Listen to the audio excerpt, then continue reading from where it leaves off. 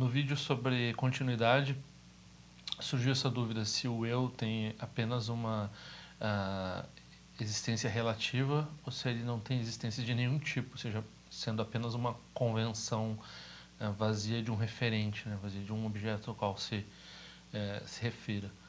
Então, o que a gente pode falar sobre a ausência de eu no budismo? Assim? Tem bastante coisa, né?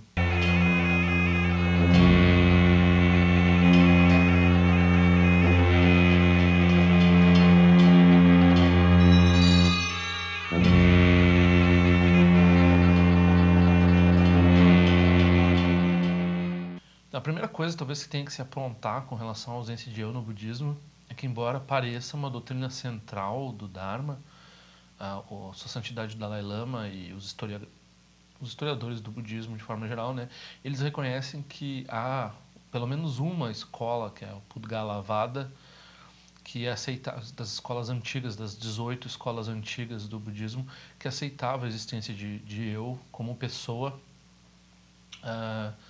e, portanto, a ausência de eu não é uma característica que define o budismo. Então, essa palavra lakshana, né, é defining characteristic, característica que define, né, que é o que no Ocidente algumas vezes eles chamam de essência, mas no budismo a gente não pode chamar de essência porque isso viola a noção de vacuidade, né? Então é uma noção diferente de essência, né? Uma noção de característica que define uma coisa como aquela coisa, né?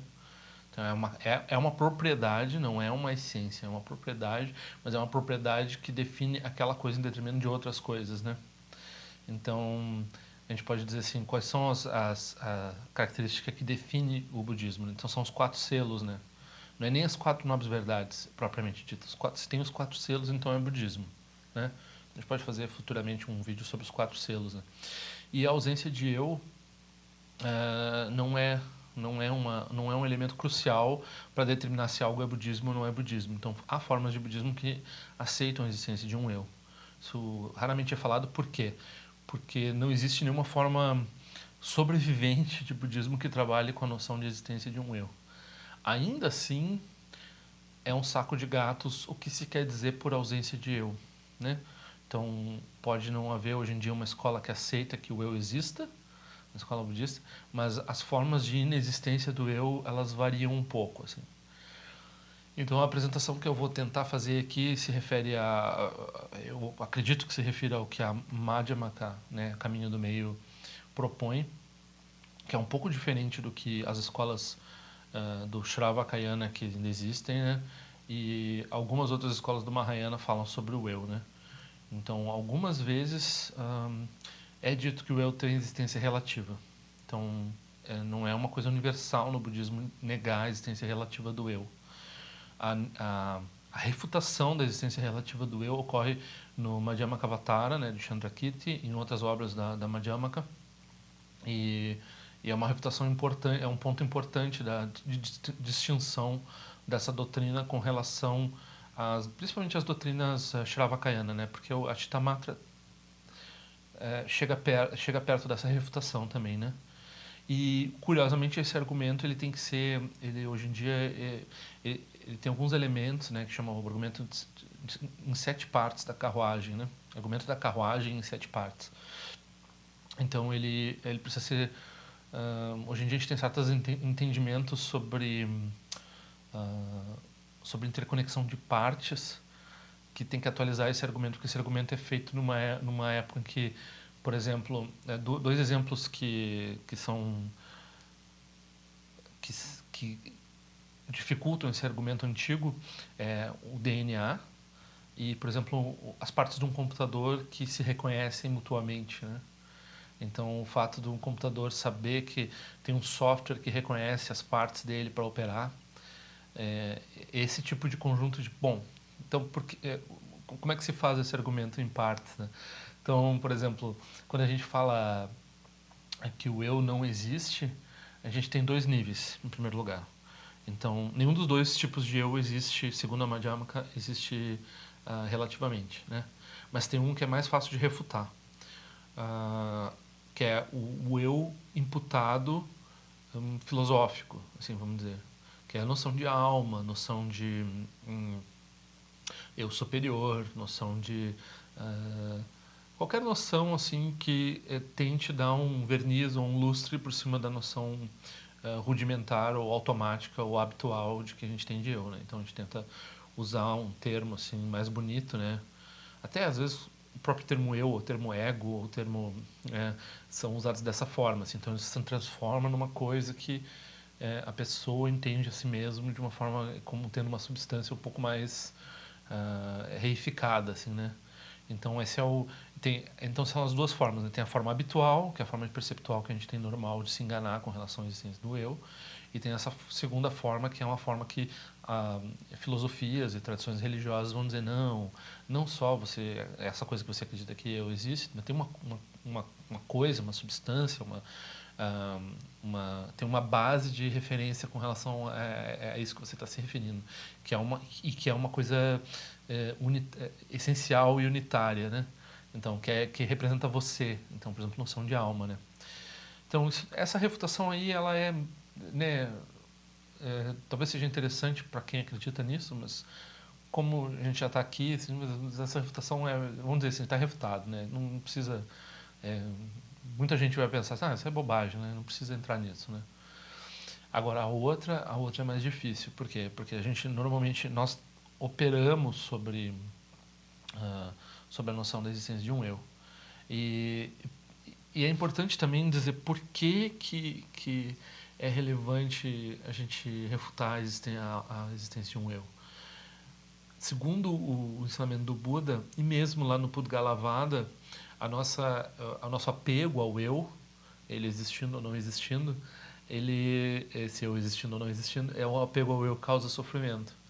Então, no Pudgalavada, eles vão ter que ter um outro critério para se livrar desse apego, porque o objeto existe. Nós vamos dizer qualquer outra coisa, sei lá, que o eu existe, mas é uma droga, não serve para nada, uma coisa assim, né? Aí o argumento mais que a gente considera, vamos dizer, sobrevivente, mais sofisticado, né, é que o eu não existe. Então, além de ser um apego, de ser um sofrimento por si só, a nossa noção de que isso nos separa dos outros, impede a prática de compaixão, impede a nossa expressão completa das nossas qualidades. Então, é por isso que, por isso que a gente sofre quando a gente se apega ao eu. Então, o eu é um problema, né? E é um problema ainda na visão dessas escolas que sobreviveram e principalmente a Madhyamaka é, é que ele não existe, né? Então, no sentido absoluto, quando uma coisa não existe no sentido absoluto, a gente está falando, por exemplo, todas as coisas temporárias que são compostas e assim por diante, elas não existem no sentido absoluto. Então, quando a gente fala em existência, a gente fala do surgimento de coisas no mundo relativo, né? Elas, num sentido absoluto, quando a gente faz análise, esse é o termo técnico da Madhyamaka, se sob análise essas coisas não se mostram não existentes, se mostram autocontraditórias, né? Então a própria noção de existência é autocontraditória, a noção de substância é autocontraditória, tempo, espaço, qualquer objeto que a gente pegar, se a gente raciocinar sobre aquilo, aquilo vai se mostrar absurdo, né? Então, mas aí a Madhyamaka não diz assim, então faça isso, então transforma tudo em absurdo. Ela diz assim, não, sem análise tudo opera como se apresenta. Então não há uma negação do relativo, porque o problema que surge no negativo é quando há uma tentativa de sobreposição do absoluto no relativo, né? Então a gente começa a usar a análise de uma forma tem um apego ao absoluto. Aí a gente começa a usar a análise para escancarar a futilidade de tudo, e daí a gente perde o contato com os seres, o contato com o sonho, né? Então, a ideia mais ou menos é assim, né? Então, outro dia uma pessoa falou assim, mas é tudo como se fosse uma brincadeira de criança, então eu não quero me envolver. As coisas do mundo, né? Trabalho e relacionamentos e as coisas que acontecem na vida da pessoa, né? É tudo como uma brincadeira de criança. Mas o Mahayana não vai dizer que é tudo como um sonho, uma brincadeira de criança, e então você deve se afastar dessas coisas. Não, é sabendo que é uma brincadeira de criança, que é um sonho, que você se aproxima dessas coisas. Por quê? Exatamente porque é uma brincadeira de criança, não tem como afetar você. Então não tem e não tem nem um pouco porque tem aversão daquilo. Se a pessoa tem aversão é porque ela ainda está acreditando naquilo de alguma forma. Então, essa noção de relativo e absoluto é assim. Então, as coisas relativas, dentre as coisas relativas, nós temos certas coisas que se poderiam, aí que confunde bastante as pessoas, né? Que se poderiam chamar de, que existem e que, às vezes, a gente imputa um eu sobre elas, né? Então, por exemplo, o corpo, né? O meu corpo. Então, uma vez na aula de filosofia, eu falei que, né, eu não existia e tal, e daí o professor ficou assim, não, mas vem cá, lá no IML vai ter teu nome escrito no teu cadáver, assim, então, se pegarem o teu DNA vão saber que tu é tu, então tem identidade, então tem o eu, tá? Tá resolvido o eu, existe eu. Mas como é que no budismo eles vão dizer isso? Bom, no budismo eles vão dizer assim, eu falo a minha mão, né? Se eu falo a minha mão, é porque a mão não sou eu. Então tem a minha cabeça, o meu corpo. O meu corpo? Como assim o meu corpo? Ele é de quem? Ele é meu. Então a gente está colocando. Aí a gente. O próximo passo é dizer, não, não, esse processo que está atrás dos meus olhos aqui, que eu opero olhando para as coisas assim, que eu coloco uma coisinha ali dentro que é o eu, né? Aí então eu chamo isso de eu. Mas isso aí também, no tempo, se transforma. Então agora eu estou focado nisso, agora eu estou focado naquilo. E mais do que isso, às vezes ele está aqui dentro, atrás dos meus olhos, mas às vezes eu estou jogando videogame com meu irmão aqui. Ah, mas olha só, eu fui lá e saltei em cima e matei o dragão. Mas, mas é o eu, é aquele que está lá na tela. Então, como é que eu estou me referindo a eu usando aquele que está lá na tela, né? É um corpo que não existe, é uma representação na tela, mas eu chamo de eu. E a pessoa que está jogando comigo entende o que está acontecendo. Ah, morri. Morri no jogo, eu morri. Então a gente tem a maior facilidade de projetar a consciência e eu sobre outras coisas. Então não está atrás dos nossos olhos. Está atrás dos nossos olhos a maior parte do tempo, porque é um hábito nosso. Mas o nosso hábito pode ser qualquer outro tipo de hábito, né? Então a consciência também não. Então a gente vai indo assim, né? São os skandhas que a gente chama na cultura védica, né? Consciência, forma, né? Que seria o corpo, e a aparência, e o som e tudo. E formação mental, percepção, né? E consciência. Forma, sensação, percepção, formação mental e consciência, né? Então, esses agregados, assim, algumas escolas budistas vão dizer assim, então a combinação desses agregados, de algum jeito mágico, assim, produz o eu, né? Mas como cada um desses elementos em si só é relativamente falso, então o eu não existe, né? Mas a Madhyamaka não vai dizer isso. Ela vai afirmar a existência relativa desses. Num sentido último, eles são vazios. No sentido relativo, eles existem. Consciência, forma, percepção, etc, etc. Mas eles não servem como base de designação para o eu.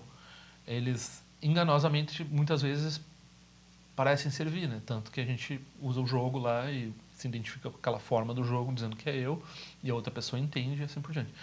Então, é uma imputação com base em interdependência. Então, o outro entende, eu entendo e eu imputo. Mas é falso, porque o eu lá morre, eu não morro. Da mesma forma, esse eu que eu estou sustentando como corpo aqui e que supostamente está fazendo esse processo aí, tem o mesmo processo de engano. Ele está usando os 5 skandhas como uma base de designação, mas é enganoso, né? É como a gente se refere ao Papai Noel, né?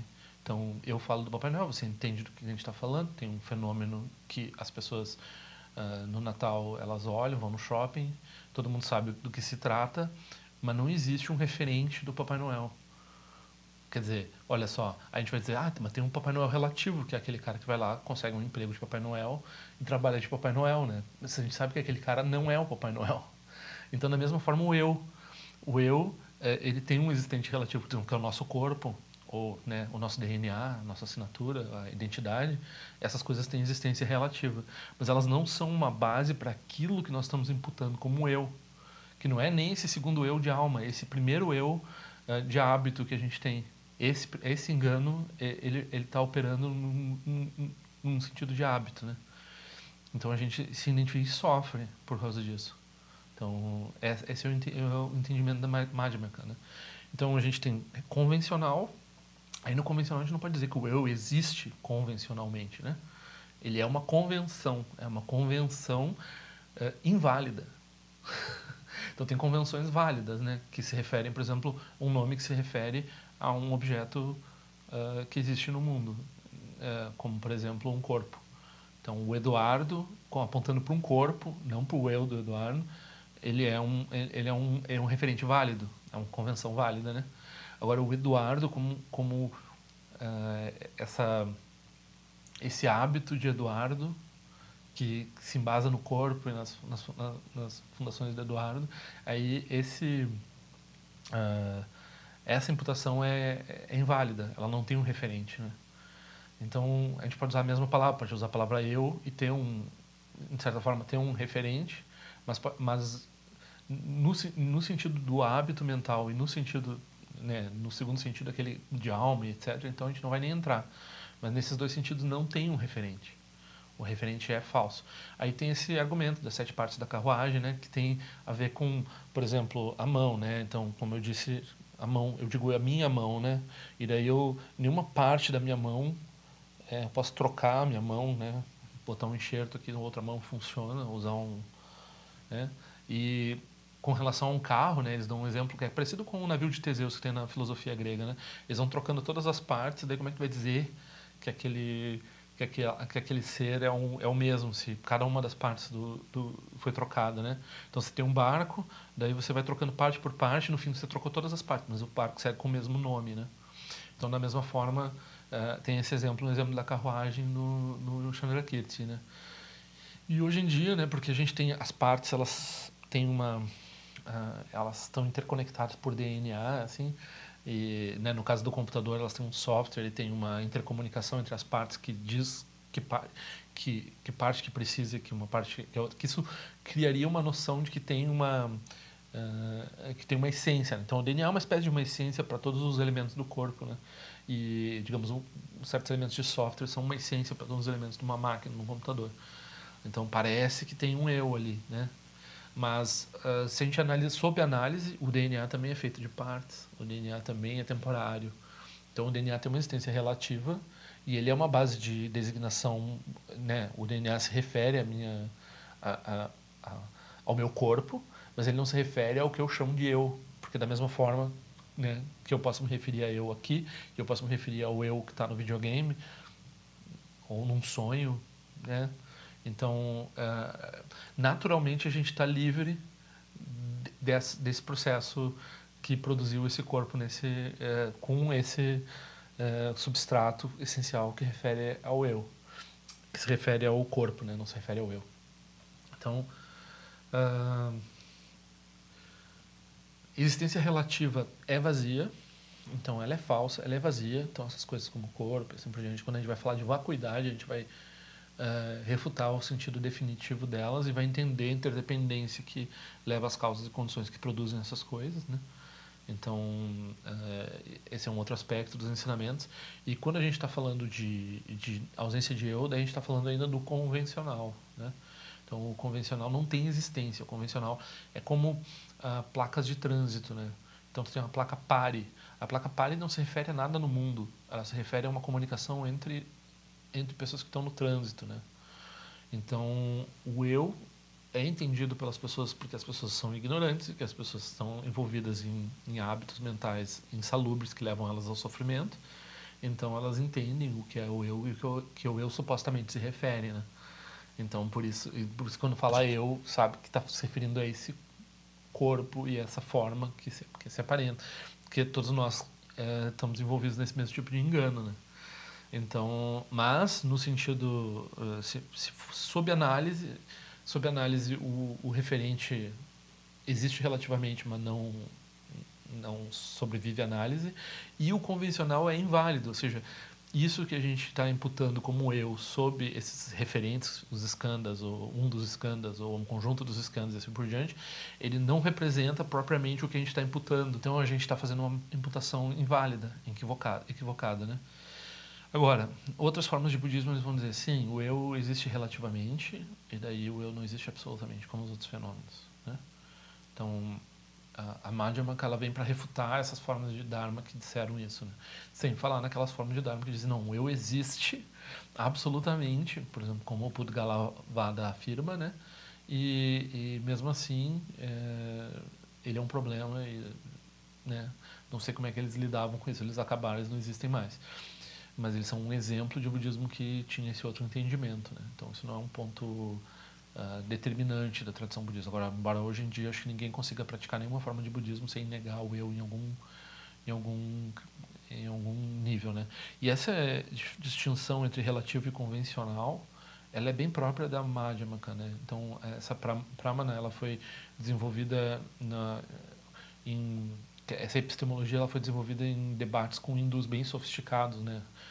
Por 400 ou 600 anos lá na Índia, e depois foi apropriada no Tibete e assim por diante. Então, outras formas de budismo, elas não têm essa distinção, elas não têm esse grau de refinamento para falar sobre isso, né?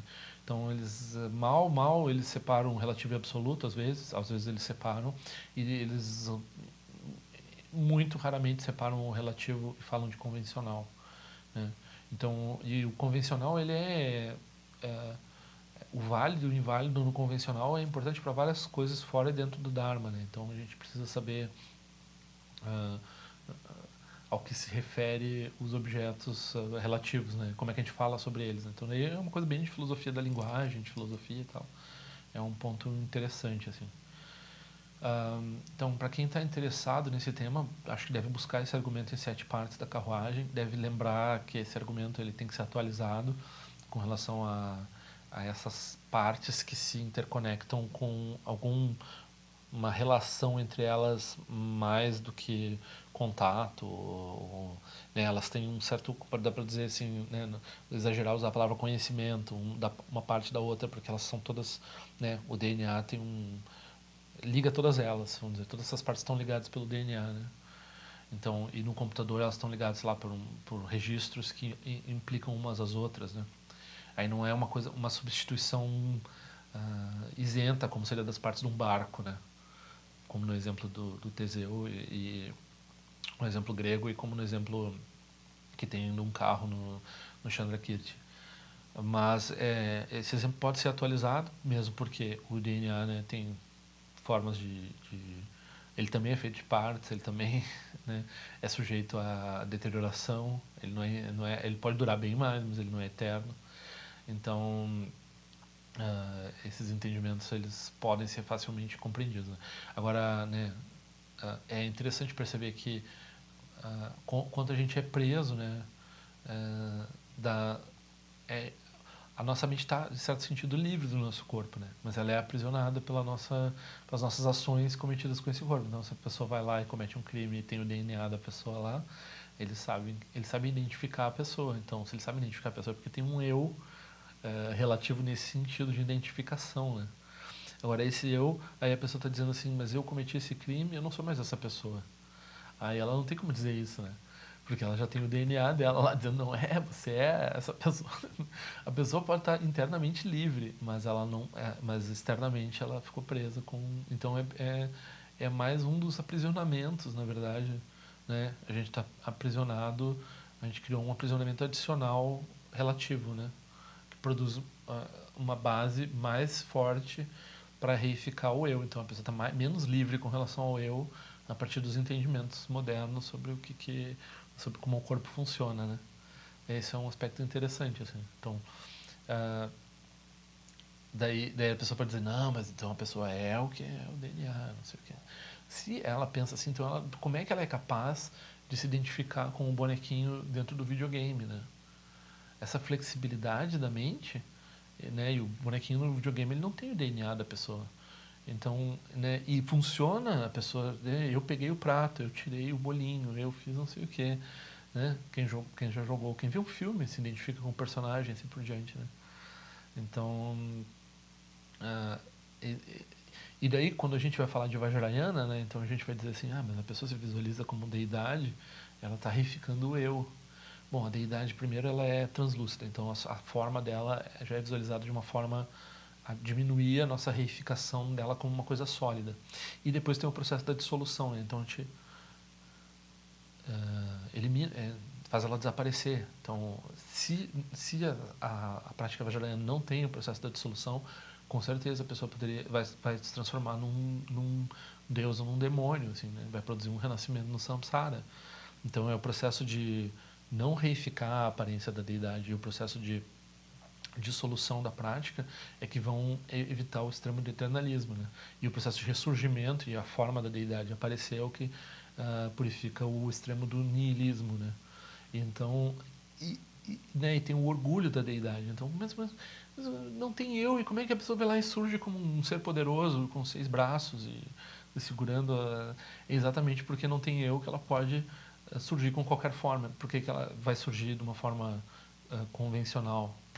Para beneficiar os seres, ela vai surgir, né, de uma forma especial, de uma forma que se chama forma pura, né? Essa forma que a gente tem uma tendência impura de reconhecer ela. Então a gente vai usar uma forma pura para transformar as aparências relativas numa coisa mais fácil de reconhecer como vazia, né? Então esse é um processo que tem no Vajrayana, assim, né? E isso funciona também por causa da ausência de existência de eu. Aí as pessoas dizem, mas a natureza de Buda é uma coisa que produz é parecido com uma noção de alma, assim, né? Se for, vai produzir eternalismo, não vai produzir prática budista. Então a natureza de Buda ela tem que surgir do entendimento da ausência de existência de eu, assim como a prática de deidade, né? Então é exatamente o oposto do que as pessoas pensam. Mesmo no budismo vai se ouvir dizer, né, não, mas a pessoa está usando a natureza de Buda, então ela acredita no eu, ela acredita numa coisa como alma. Mas a natureza de Buda é só o potencial de uma pessoa ser um Buda. E a gente chama esse potencial da pessoa ser um Buda de uma coisa com um meio hábil para produzir um certo tipo de confiança na prática e assim por diante, né? Isso não quer dizer que aquela coisa que a natureza de Buda ela tem uma existência imputável, né? Se ela existe de forma absoluta, ela não é imputável, não existe como um objeto. Se ela tem existência relativa, ela é vazia, né? Então existe um nível relativo, existe um nível absoluto, e ambos os níveis eles são, né, são vazios nos seus sentidos próprios, assim, não há nenhuma necessidade de reificar nada. E o uso da natureza de Buda, do ensinamento da natureza de Buda surge depois que se entende vacuidade, depois que se entende a ausência de existência de eu. Então não é que depois de entender você vai voltar atrás e dizer, não, está tudo errado, agora existe alguma coisa. Não é porque não há fixação, porque não há apego, porque não há nenhuma reificação às aparências, é por isso que surge a deidade, é por isso que se reconhece a natureza de Buda, né? Então, essa natureza de Buda, essa deidade, ela não é uma coisa que tem externo, interno, que tem um objeto que pode apontar. Até no Vajrayana se usa a ignorância de um objeto que você pode apontar, né? Ou seja, a deidade lá fora, a deidade como eu, a deidade... Daí quando tu vê, mas do que eu estou falando se todas as aparências são a deidade? Se todos os sons são a deidade? Se todos os processos mentais são a deidade? Está dentro, está fora, tá em que lugar que está? Não tem uma... Ela quebra as nossas expectativas relativas habituais, usuais, né? Então é assim que funcionam esses processos de prática mais avançados que lidam com com esse fato aí. Então, né, para quem tem esse interesse, eu acho um assunto importante. Não leva a despersonalização, não leva a pessoa a ficar tantando na cabeça se, né, a pessoa tem contato com a tradição budista. Se a pessoa começa a pensar em ausência de essência de eu sozinha, por aí, não duvido que a pessoa fique louquinha, né? Mas se a pessoa, né, está dentro da tradição e está fazendo prática, ou seja, fazendo generosidade, trabalhando para a sangha, fazendo oferendas, fazendo prática, né? Prática não é só sentar na almofada e fazer meditação. Prática é se envolver com a sangha, né? Fazer a sangha florescer. Isso é prática, né? Então, aí ela vai entender a ausência de existência de eu de outro jeito, que não tem nada de nenhum tipo de noção de despersonalização ou patologia, assim, né?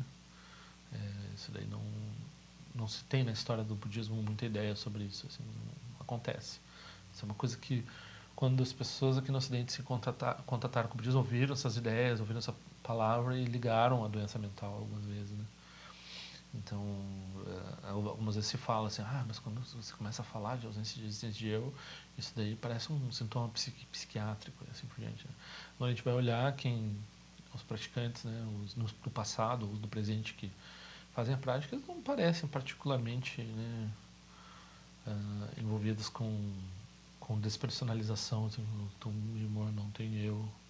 Porque a despersonalização é mais ou menos como se fosse a pessoa ela é um saco que não tem nada dentro, assim, ela é só uma silhueta no mundo, assim, né? Isso é a doença mental, né? Então, se a pessoa realmente está treinando nisso, não vai dar certo, né? Então, não é recomendado. Então, esse é um engano comum, assim.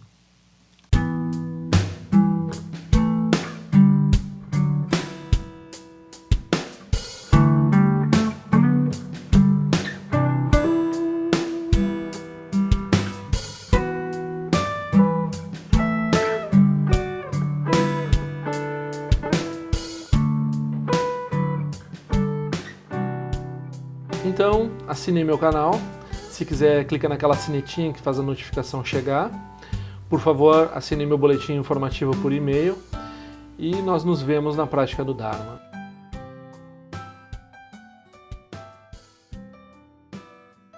Ao longo de minhas muitas vidas e até este momento, todas as virtudes que tenho alcançado, inclusive o mérito gerado por essa prática e todas as que vier a conseguir, ofereço para o bem-estar dos seres sencientes.